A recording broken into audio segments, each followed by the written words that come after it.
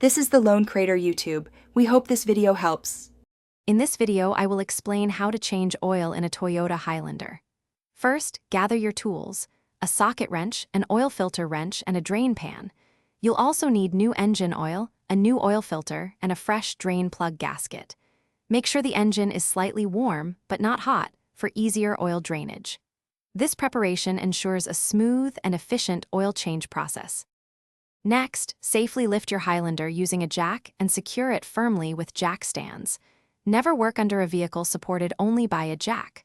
Locate the oil drain plug, usually at the bottom of the oil pan.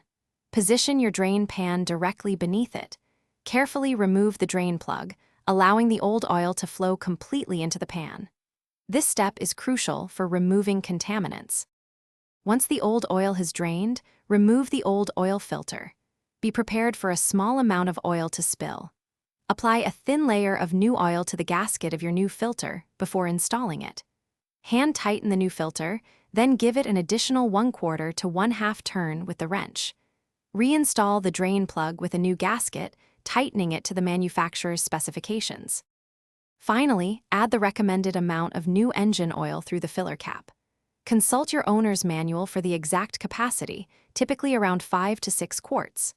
Start the engine and let it run for a minute to circulate the new oil, then check for any leaks around the drain plug and filter.